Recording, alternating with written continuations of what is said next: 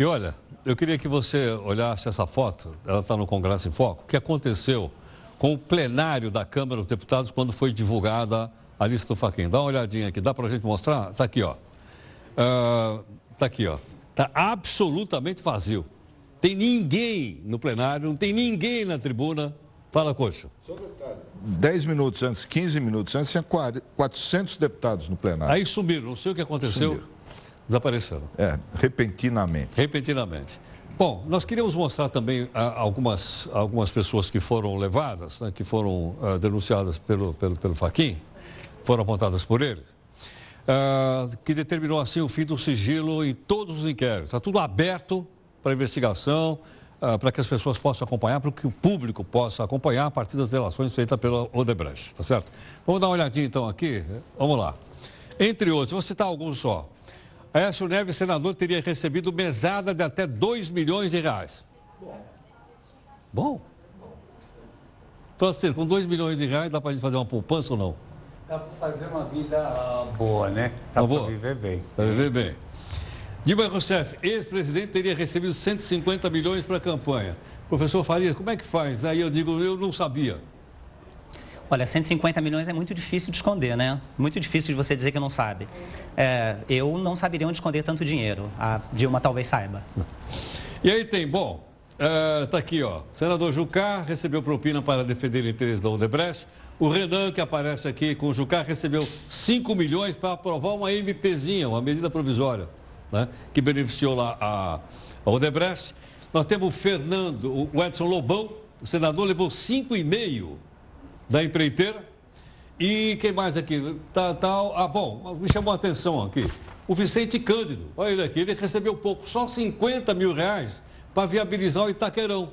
É o relator da reforma política. Esse aqui é o relator da reforma política. 50 mil para viabilizar o Itaquerão, que aliás foi construído pela Odebrecht. Agora, eu acho que a gente podia ficar feliz, por outro lado, de que o Brasil tem um judiciário forte. Né? E eu acho que assim, a gente resolveu o problema da inflação no Brasil quando a população como um todo falou, não queremos mais inflação. Passaram alguns anos.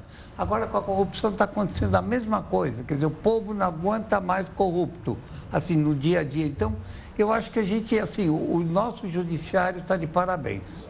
Couto, qual é a sua opinião? A minha pergunta, que eu estava conversando com o professor Farias, gostaria de fazer aos dois também, é onde tudo isso vai parar, né? Porque a gente sabe que corrupção não acaba. Cada vez tem mais processos, mais nomes envolvidos, é difícil até de acompanhar. Até agora não foi julgado nenhum político da Lava Jato no Supremo Tribunal Federal, nenhum. E agora entraram mais 100 nomes aí na roda. Aí eu gostaria de saber isso, quer dizer, um dia isso vai ter que acabar, né, de alguma maneira. Como? Como é que o país vai sair dessa? Eu acho que é uma questão de quantidade de corrupção, sabe? Uma coisa é roubar um pouquinho, sabe? O cara que aceita um jantar mais caro, é convidado para um almoço... Nós estamos vendo aí que não é pouquinho, né? Não é pouquinho, quer dizer... 50 mil nos parece pouco dinheiro aí, diante disso, né? Agora, outra coisa, quer dizer, então eu acho que nós vamos ter uma diminuição muito grande da corrupção. Segundo, não é só o dinheiro que é desviado, é que o propósito de fazer as coisas, aí você faz uma obra que não precisa só para convencer as pessoas. E nós temos também uma segunda etapa que vai ser, é que você loteia o governo. Sabe, o ministro da Saúde é de tal partido, da Cultura é de tal partido. Em vez de ser o ministro da Saúde, é o melhor sanitarista que existe, o ministro das Comunicações, o melhor jornalista que existe. Quer dizer, essa é a segunda etapa que a gente vai chegar. Eu acho que vai demorar, mas a gente está avançando. O mais importante, assim, a economia, a gente fala derivada de uma função positiva. Estamos melhorando. A tendência. A tendência. Faria, sua opinião. Olha, eu não sou tão otimista assim, para ser sincero. Eu acho que é muito preocupante um país onde as pessoas sabem mais o nome de um juiz do Supremo Tribunal Federal do que talvez do próprio prefeito ou dos vereadores da sua cidade. Então, me parece que há um momento de grande espetacularização disso também. E esse espetáculo é tão grande, como o Couto ressaltou há pouco, é um problema cultural já desde os tempos de colônia, a ideia da propina. E há tantas informações que a cada novidade nós esquecemos das anteriores. anteriores. Então, se perguntar efetivamente quais são os processos anteriores, efetivamente o que a Lava Jato significa, nós vamos falar a notícia de hoje, que certamente em muitos poucos dias se tornará tão antiquada que nós passaremos a ter uma novidade maior. Por mais que esse caso de hoje seja emblemático, afinal de contas, 29 dos 81 senadores, 42 dos 513 deputados. É muito forte. E, sem dúvida, isso é um baque enorme para o atual governo e principalmente para essas novidades que ele quer apresentar como reforma. Agora, só completando, eu também gostaria muito que as coisas mudassem, né, que melhorassem. Então. Mas o fato é que a Operação Lava Jato já tem 3 anos. 3 anos. Então, todos os envolvidos em corrupção sabem que pode, mais dia, menos dia, chegar neles, né? E não mudou absolutamente nada. Os ministérios continuam sendo loteados entre os partidos, do mesmo jeito como sempre foi.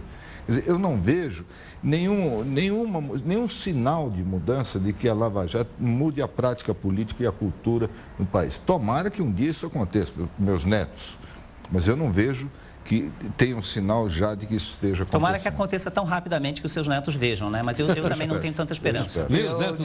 Me permito discordar dos dois. Eu acho que mudanças em países acontecem rapidamente. Só para pegar o Peru. O Peru, você tinha um presidente anterior, está na cadeia, o Fujimori. Né? Quer dizer, era permitido, você tinha tudo. De uma hora para outra, o país falou, chega, o Peru está crescendo mais do que 4% ao ano. E eu acho que... Vocês dois têm filhos, é a mesma coisa. Você tem um filho adolescente, que é um moleque que te deixa nervoso, outro dia ele acorda homem, sabe? Quer trabalhar, fazer faculdade. Com os países acontece Roberto, a mesma coisa. só lembrar uma coisa. O atual presidente do Peru, o outro lá, o Fujimori está preso, né? Sim. Mas o atual presidente, agora não me lembro o nome dele, é um polonês. O nome dele também apareceu nas delações da Odebrecht.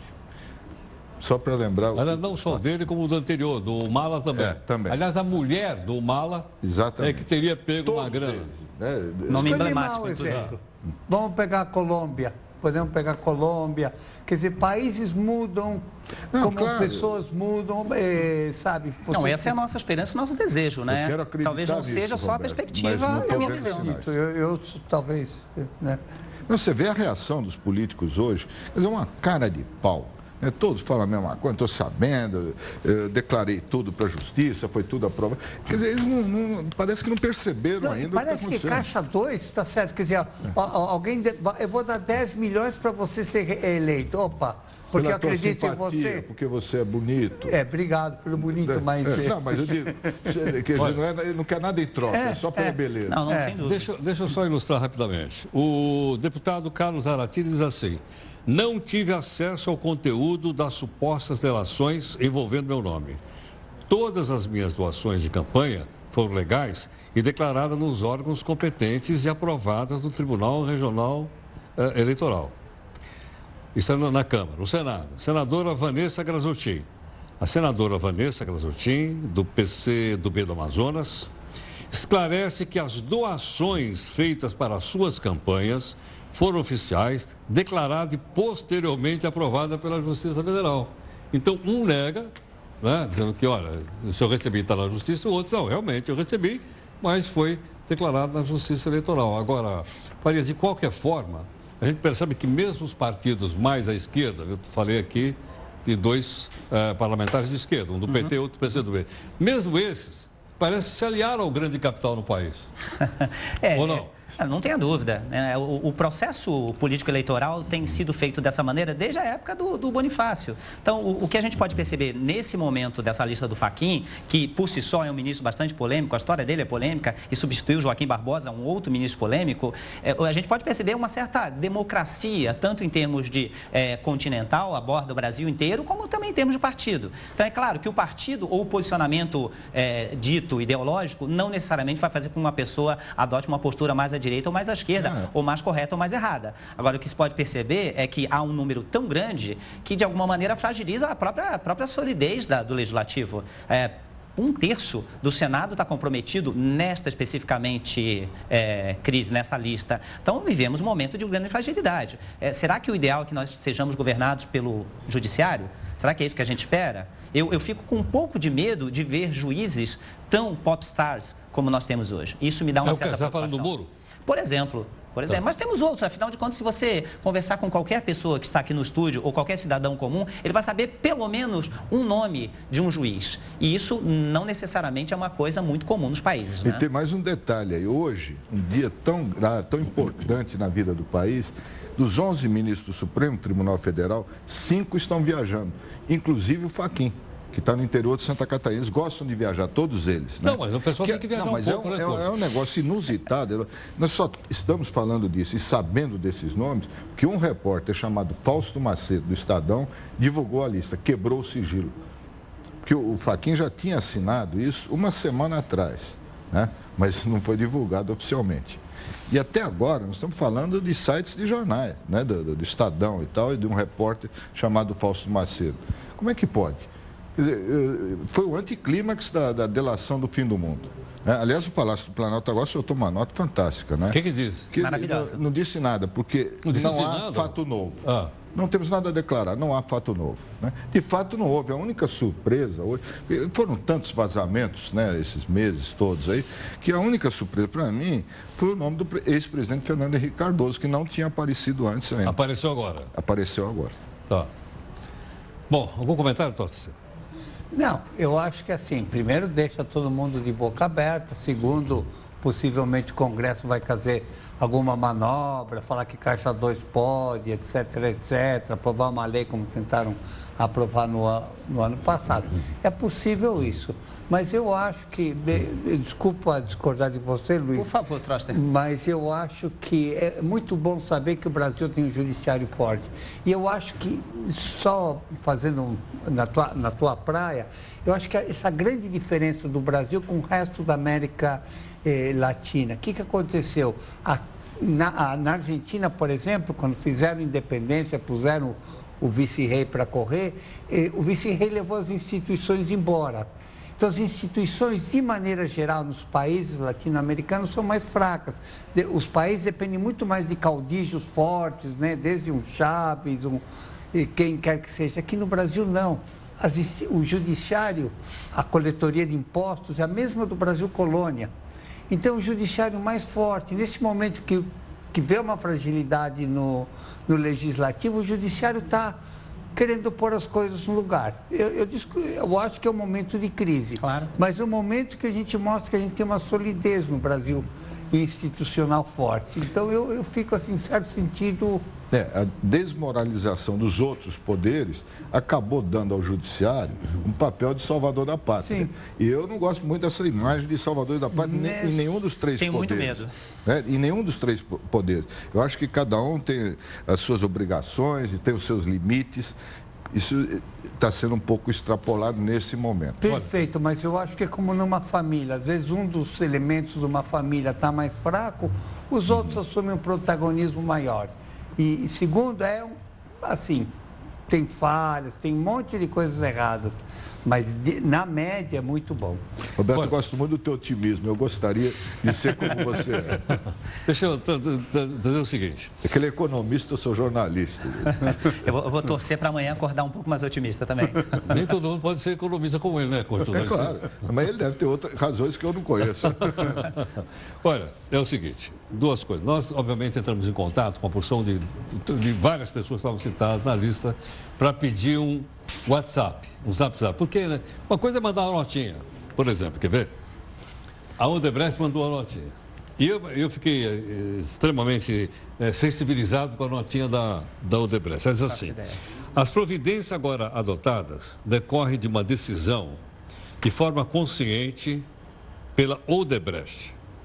Há pouco mais de um ano, em março de 2016, com o título Compromisso com o Brasil, a Odebrecht tem um compromisso com o Brasil. A Odebrecht anunciou em comunicado público que tomaria decisão por uma colaboração definitiva com as investigações da Operação Lava Jato. Então, a Odebrecht diz aqui na sua nota que ela está empenhada na Operação Lava Jato. Isso de um lado. Do outro lado, nós recebemos agora há pouquinho o WhatsApp do deputado Onyx Lorenzoni. Eu estou surpreso, indignado, revoltado com essa citação que tem origem aí nas delações da Odebrecht.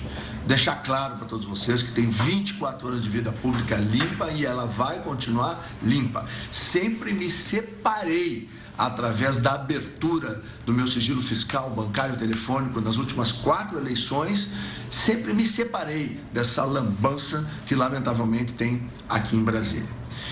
Pedi ao meu advogado, está entrando junto ao gabinete do ministro Fachin para que eu tenha acesso aos autos.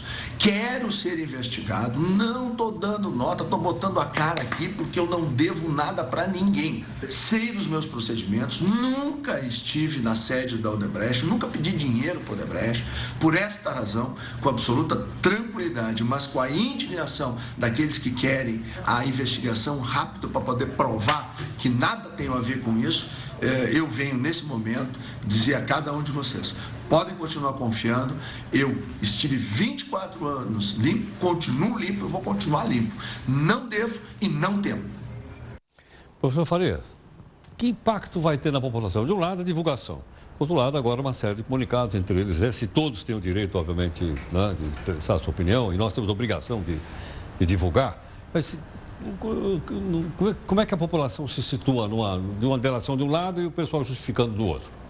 Olha, eu acho que esse senador tem um posicionamento bastante interessante. Deputado. Ele tem um posicionamento bastante interessante, que é efetivamente a primeira pessoa que dá a cara a tapa. Exatamente. Né? Ou seja, ele vem a público, ele mostra, ou seja, ele faz uma conexão direta da imagem dele com essa lista. O que pode ser desconfortável no primeiro momento. Afinal de contas, quando você solta uma nota, as notas não têm cara, não têm imagem, não têm conexão. E a imensa maioria das pessoas sequer conhece, talvez até se lembre em quem votou. Então, eu reputo isso como um ponto muito favorável, muito positivo. Ou seja, ele realmente está gerando um risco maior para ele, que é a conexão dele com a lista, mas ao mesmo tempo ele está dando um depoimento que pode ser visto como mais credibilidade pela população. Então, eu, como um cidadão médio, entendo isso como muito positivo, né? Eu, como não tenho foro privilegiado, eu estaria naquela última lista. Você não tem ainda, mas pode ter. Vamos conversar depois. Então, a exceção à regra. Esse deputado, Onyx Lorenzoni, que é do Rio Grande do Sul, como ele mesmo falou, foi o único que botou a cara e realmente mostra uma indignação.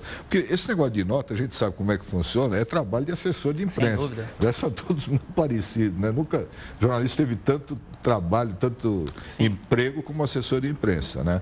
São todos iguais. Então, esse exemplo do Onyx devia ser repetido pelos outros. Gostaria de ver vários outros Nós abrimos dessa para que maneira. todos mandassem. Logicamente, tiveram... Uma característica que a gente pode perceber também é quando a gente fala, por exemplo, do judiciário tendo uma cara, eles vêm fazendo, como são um grupo mais homogêneo, eles vêm fazendo um trabalho de divulgação, apesar das brigas internas, diferente do Legislativo. Lá atrás, o Legislativo ameaçou a Câmara dos Deputados fazer um trabalho de comunicação institucional, mas o fato é que eles brigam muito entre si, então eles fragilizam ainda mais. Pelas brigas partidárias, pelas brigas ideológicas, pelas brigas, obviamente, até de poder dentro do próprio Congresso, eles acabam atirando uns nos outros e vira uma fagocitose, né? Ao contrário do que deveria ser. Então, eles também, pela sua falta de homogeneidade e falta de espírito de corpo, eles acabam fragilizando ainda mais essa instituição, que naturalmente é frágil. Então, é muito difícil um brasileiro acreditar que um político possa ser honesto. Já é uma condição sine qua non, o que é muito triste, sem dúvida alguma. Sem dúvida. Pode ser. Olha, Deixa eu te perguntar, essa Operação Lava Jato, isso aqui também está, obviamente, direto ou indiretamente ligado, coloca em risco, ameaça essa retomada de crescimento do país? não. Não ameaça? Não ameaça Há um descolamento da crise política do setor econômico? ao descolamento, isso sempre existiu, agora você está simplesmente depurando um monte de coisas. O Brasil, nesse sentido, todas as transições que você faz, desde a transição de Dilma agora para o Temer, quando acabou a ditadura, entrou a democracia, quando acabou o império, entrou a república, você sempre teve transições contínuas. Quer dizer, o país, de alguma maneira, o Brasil é mais grande do que as pessoas, diferente de outros países. Então, eu acho que nesse sentido não há problema, vai continuar, as pessoas percebem o que é importante, então... Não estou preocupado com isso, acho que o mercado não está preocupado com isso também. Ainda que eu não seja economista, eu concordo com o Troster. Acho que esse tipo de ação, muito pelo contrário, dá uma ideia de limpeza, né? Então, há uma perspectiva de que o país honre mais os compromissos futuros, de que o país seja um pouco mais estável, até mesmo para investimentos internacionais. Mais nomes estão saindo da delação do Marcelinho. Marcelinho é uma maneira, vamos dizer assim, mais íntima, que nós estamos chamando o senhor Marcelo Odebrecht. Porque ele vai estar todo dia aqui no jornal, nós passamos chamando de Marcelinho. O último nome divulgado aqui é do senador Aécio Neves, que, segundo o ex-presidente da Odebrecht, recebia uma mesadinha. Uma mesada de até 2 milhões de reais mensais. Até perguntei se isso era bom ou não. De acordo com a delação do próprio Marcelo Odebrecht, outro executivo da empreiteira, um cidadão chamado Henrique Valadares, eles contaram que o senador Aécio, também presidente nacional do PSDB, recebeu, aspas, vantagens devidas em troca de apoio a interesse da empreiteira, principalmente no caso dos projetos das usinas hidrelétricas de Santo Antônio e Giral. Segundo eles, Aécio, que era identificado nos repasses, que apelido você daria para o Aécio? Um lá é, como é que é? Um é Gangorá. O outro é... Italiano. Italiano, índio. Italiano. O outro é pós-italiano. Botafogo. Para o Aécio só podia ser Mineirinho. Então aparecia o nome dele, respeitosamente, senador. Mineirinho, estava escrito lá.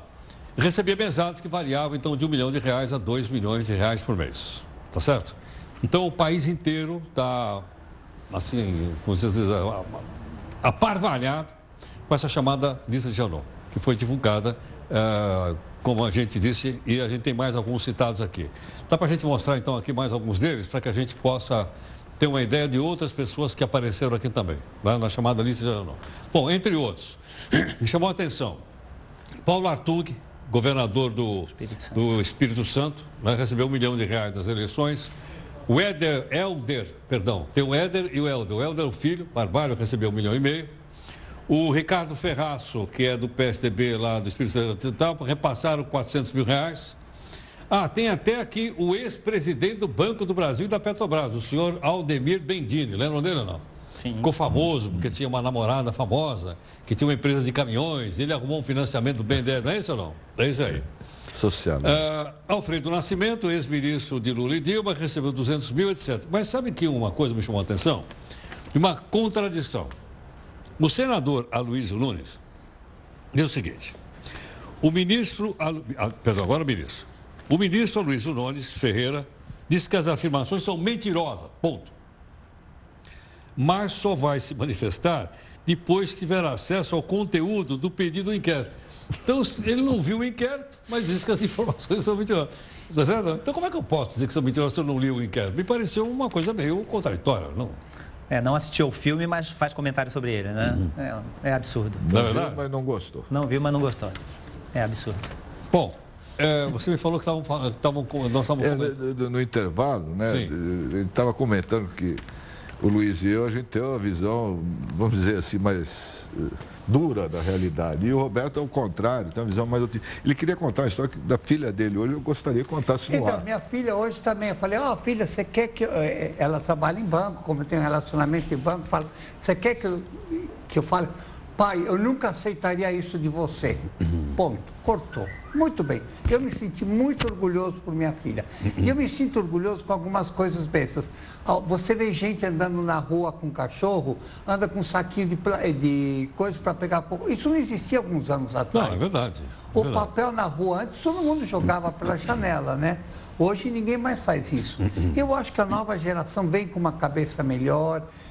Eu acho que a gente tem isso todo dia mais, quer dizer, mais respeito. Tem falhas, sempre tem um espertinho que gosta de passar pelos acostamentos, mas esse número de espertinhos está cada vez menor. Então, eu acho que estamos evoluindo, sim. Agora, Farias, você citou também o fato de que alguns membros do judiciário ficaram famosos, mas não só na história do Brasil.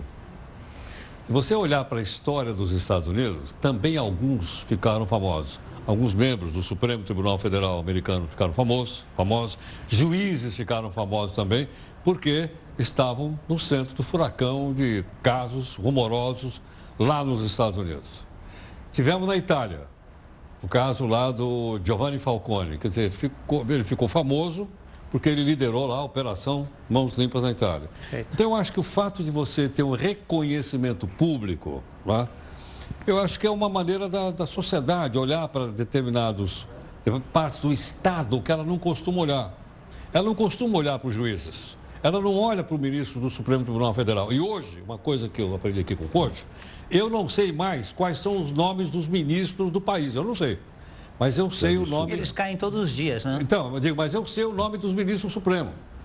Então, eu acho que se nós sairmos aqui e perguntarmos para as pessoas que nos acompanham, é provável que os nomes dos ministros sejam muito mais familiares a nós do que os nomes dos ministros do Temer. A gente só fica sabendo que o cidadão é ministro do Temer quando aparece uma lista dessa. A gente não sabe o nome.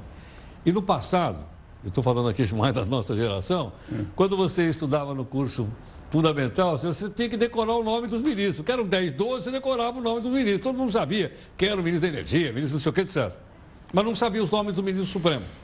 Quer dizer, a coisa se inverteu. Será que não é também essa busca? Pronto, mas me preocupa também tanta mobilização midiática e talvez poucos julgamentos, né? Então, acho que... Pouco resultado. Pouco resultado. Acho que eles realmente aparecem bastante, fazem bastante alarido, mas muitas listas são apresentadas, mas os julgamentos não acontecem. É o velho e bom discurso da morosidade do judiciário, porque há poucos juízes. Agora, a gente sabe que os juízes têm, de fato, por trás de si, um grupo bastante grande de pessoas muito bem qualificadas para assessorá-los. Então, também há uma preocupação, me parece, há uma preocupação de interesses políticos, mesmo dentro do judiciário. Então, eu acho que quando as pessoas são colocadas ou não em destaque, ou quando determinadas ações são tomadas, também há um interesse político. Então, eu não consigo descolar o interesse político do judiciário, eu não consigo ver de uma maneira tão cândida. Quisera eu vou conviver mais com o Roberto para ser uma pessoa mais otimista.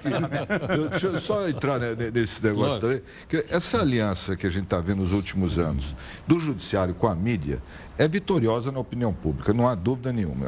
Há um endeusamento, né, do poder judiciário, de juízes, ministros. Agora, honestamente, pegando o gancho do professor Luiz aqui, na prática, o que aconteceu? Porque na Itália também, você lembrou, na prática, hoje não tem mais nada daquele negócio de mãos limpas e tal. Pelo contrário, entrou por muitos anos... Mas quem é que liquidou com a mão limpa? Os políticos. Sim, sem dúvida nenhuma. Talvez até porque a opinião pública da Itália não estivesse acompanhando como nós estamos acompanhando hoje.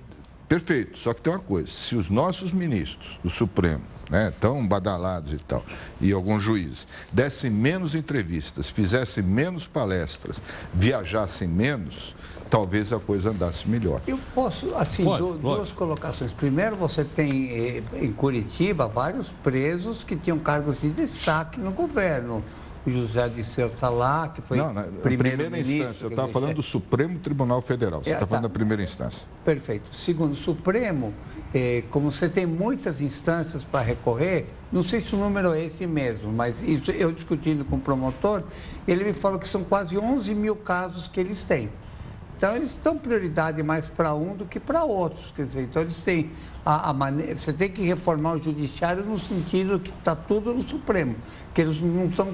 muito simples, só acabar com o foro privilegiado. Aí não teria tantos casos de política. Mas não são eles que acabam com o foro privilegiado, né? Sim, os políticos também não vão acabar.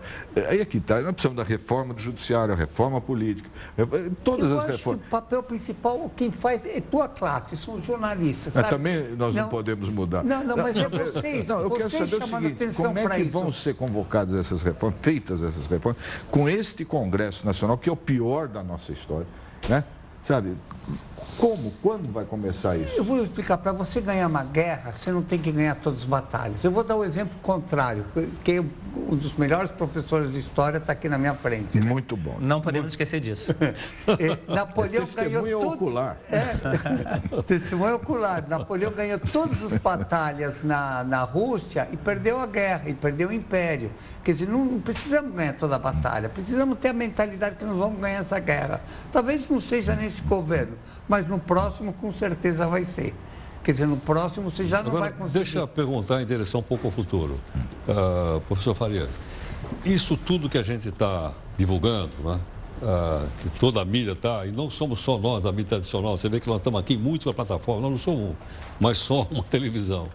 Tá certo? Nós somos Facebook, nós somos Twitter, nós somos. Está tudo ao mesmo tempo, nós estamos em várias plataformas simultaneamente. Né? Com interatividade e com a participação das pessoas. Diria o seguinte, com isso, nós poderemos ter resultados diferentes em 2018, ou seja, chegar lá em 2018 e a nossa população olhar para os candidatos com uma maneira mais crítica e separar aqueles que ela já viu no noticiário daqueles que ela não viu no noticiário e talvez tenham mais credibilidade? Eu acho que isso vai impactar, não sei se vai mudar em definitivo, mas certamente que isso impacta o futuro de 2018. Afinal de contas, as pessoas potencialmente candidatáveis, como o próprio Aécio, que é um nome muito forte, Serra, o próprio Kassab, que é uma liderança nova. Então, essas pessoas, o próprio Temer, né, que tem o seu ministério aí bastante inchado de nomes denunciados. Então, certamente essas pessoas vão ter algum nível de fragilidade, porque, obviamente, a própria oposição vai lembrar disso. Daqui a um ano, será que todo mundo vai lembrar dessa lista do Fachin? Será que a população brasileira vai ter essa memória, mesmo tendo Facebook? Mas a gente sabe que a barra de rolagem é gigantesca, né? E novas notícias acontecerão, para o bem ou para o mal. Então, acho que impactará, mas talvez não de uma maneira decisiva. Isso vai ser usado principalmente pelas forças opositoras. Então, logicamente, que se eu fosse de um partido opositor ao PSDB, ao PMDB, ou qualquer que fosse, certamente eu lembraria disso para os meus eleitores, mas não podemos esquecer também que há determinadas convicções políticas que talvez também tendam a acreditar que os seus partidos preferidos estejam acima do bem e do mal. Então, nós também temos essa capacidade de buscarmos elementos que confirmem a nossa crença. Então, talvez eu acredite que, puxa, mas será que realmente o Mineirinho é ele? Será que não são tantos outros, né? Será que é a Anastasia, por exemplo? Então, é claro que nós corremos esse risco. E levando em consideração que é uma guerra, você citou o fato do jornalismo, mas é uma guerra de comunicação enorme em todas as mídias. E os algoritmos têm feito com que nós não necessariamente escolhamos o que vamos nos informar. Então, as redes sociais borbulho de informações que são pós-verdadeiras, ou seja, a pós-checagem acaba acontecendo de uma maneira pouco eficiente. Queria só um exemplo prático, concreto, recente sobre o que você está falando. A eleição do Donald Trump nos Estados Unidos. Contra toda a mídia grande, contra o establishment de Washington, não sei o quê. Como que ele fez isso? Usando a mídia, a nova mídia alternativa e tal, algoritmos e tal, uma coisa que eu não entendo, não é da minha época, né? Mas fake news, né? A pós-verdade. É um negócio novo que muda a forma de fazer política no mundo. Aqui está começando a acontecer. Deixa eu perguntar uma coisa para o Trotzer aqui. Trotzer, ele lembrou do Trump. Veio do setor corporativo. Ele não era político. Mas era da mídia, quer dizer, ele gostava... Sim, ele era da mídia, mas eu digo, sim, porque ele fez o Aprendiz, a gente tem até que na Record, nosso Aprendiz aqui. Tempo, ele tinha até ele era conhecido, mas ele não era conhecido como político. Né? Temos um outro caso no Brasil de alguém também que era conhecido, mas não era conhecido na política e se elegeu prefeito de São Paulo. Sim. E aí? E que usa muito as redes sociais. E veio também muito eficientemente. E veio também do setor corporativo.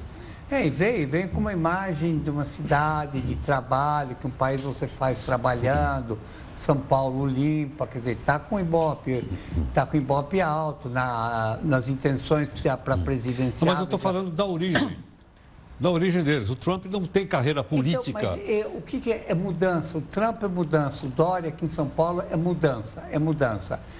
O Trump, quer dizer, ele falava, primeiro ele faz coisas, se eu for eleito, eu vou te prender. Quer dizer, as pessoas se identificam com alguém com personalidade, ele é charmoso, né? Agora, deixa eu perguntar para o Farias, isto aqui abre espaço para pessoas que não são políticos de tradição, não são políticos de carreira, apareçam no cenário e as pessoas optem por ele, achando que, olha, não é farinha do mesmo saco? Certamente não é farias no mesmo saco, né? Eu acho que sim, eu acho que o discurso, desde o discurso publicitário, eu me lembro que uma vez um certo banco dizia assim, um banco que nem parece banco. E eu ficava pensando, nossa, mas eu não vou querer um banco que não seja banco, né? Eu prefiro ter a solidez. E o discurso do político que não é político, que não tem esse discurso, e o Dória faz isso de uma maneira repetida até hoje. Em qualquer entrevista ele ressalta, eu sou um gestor, eu sou um administrador. E isso tem funcionado, porque a insatisfação da população tem sido muito grande. Até pouco tempo, nós tínhamos um certo conforto intramuros que fazia com que nós esquecêssemos o desconforto extramuros. Afinal de contas, as cidades, de modo geral, no Brasil estão absolutamente abandonadas. Estamos aqui em São Paulo, a nossa realidade é a pior possível. Talvez você não precise desviar necessariamente de alguma coisa que o cachorro pudesse ter deixado ali, mas os buracos, a violência, os assaltos. Então, o Dória vem exatamente com esse discurso da eficiência, né? Porque nós, por mais que nós talvez tenhamos um certo preconceito em relação às empresas, empresas, o fato de elas quererem explorar o capital de uma maneira explícita, diferentemente dos Estados Unidos, né, nós acreditamos que os empresários sabem como fazer as coisas darem certo. Então, certamente isso vai funcionar. Então, muitos discursos vão se multiplicar, principalmente porque, um exemplo, na maior cidade do Brasil funcionou tão bem. O Dória diz isso, as pessoas efetivamente compraram esse discurso, ninguém olhou para trás da carreira política dele. Então, eu pergunto, compraram também porque os políticos desgastaram? Que tipo de fenômeno é esse? Nas duas coisas. Acho que é um pouco de tudo, sem dúvida alguma. Nós temos uma classe política, como eu falei no bloco anterior, as pessoas no Congresso, elas se mordem pelas pernas. É um canibalismo absoluto, um canibalismo ideológico, discursivo. Então, à medida que eu destruo o meu oponente, eu estou também destruindo o meu território. Então, é mais ou menos como se eu jogasse uma bomba no seu pedaço da ilha, quando é uma ilha só. Então, parece que essa ilha vai aos poucos afundando. E o discurso do eu não sou dessa ilha, mas eu posso reconstruí-la, tem funcionado e vai funcionar muito. Eu tenho certeza que nas próximas eleições isso vai acontecer fortemente. Eu queria só lembrar uma coisa, que vocês falaram do Trump, do Dória e tal. Nós já tivemos fenômenos no Brasil há muitos anos atrás de nomes novos na política, diferente de tudo que está aí, que não tem nada a ver com isso que tudo está aí. Jânio Quadros, né, que chegou a presidente da República, e Fernando Collor de Mello, que também chegou a presidente da República. Naquela época não tinha redes sociais, né, esses negócios todos aí. Só um detalhe, peraí. Mas também vieram por fora dos grandes partidos, por fora do... O Jânio foi vereador. O Jânio foi governador e depois presidente da República. Então, mas era o Dória não foi nada, o Trump não foi nada. O Collor tem razão. Era governador do estado de Alagoas, não é isso? Foi deputado, governador. Então tá. Agora, vem de uma falando de gente que não tenha nenhuma ligação política. De repente, o partido foi eleito. Diferente, eu acho. Mas o Dória não tinha cargos, mas tinha vínculos políticos. Não, né? sem dúvida, claro, sem dúvida. Eu acho que se tivesse um político aqui, né, aqui sentado aqui do meu lado, ele faria que ele está preocupado com essa mudança, sim. A ideia de propor lista fechada para a eleição, sinal de que eles estão com medo. É para se esconder. É para se esconder. Sim. Então, um político aqui falaria, nós estamos morrendo de medo, por isso que a gente está fazendo a lista fechada, né? Mas mesmo a história comprova que muitas pessoas envolvidas, o Arruda, por exemplo, se envolveu no escândalo, primeiramente no Senado, depois o escândalo em Brasília. Essas pessoas voltam, né? Porque a memória, por mais que nós tenhamos lá o nosso feed de notícias perfeitamente acessível, a memória se esvai. O Renan Calheiros, quantos escândalos ele já foi envolvido? E está aí até hoje. Mas eu não acho que é por problema de memória, é problema de impunidade. É o cara que fura a fila e os outros deixam entrar, sabe? Você está na fila, está esperando e vem o cara, sabe? Um deixa entrar, sabe? Eu acho que mais impunidade, eu acho que isso que é. Essa fila, por exemplo, do Fachin, está todo mundo deixar passando na frente, né? Continua, obrigado. Obrigado, Herói. Professor Farias, obrigado. Herói, um prazer. Só se outro dia nós vamos falar das passagens aéreas. Hoje nós não vamos falar mais não, porque só se fala do Fachin aqui. Tá bom. Ok, obrigado.